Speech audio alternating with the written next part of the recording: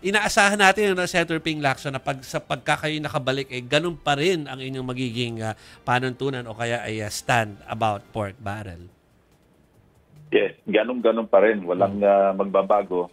At sinabi ko nga na I pledge to continue kung ano yung nakagistan ko na sa Senado na hindi gagamit ng pork barrel. At hindi lang yon, talaga patuloy pa rin magbubusisi ng ating national budget. Kasi after all, yung national budget, ang aking tingin dyan, yan ang lifeline ng ekonomiya ng ating bansa. It's not the country itself.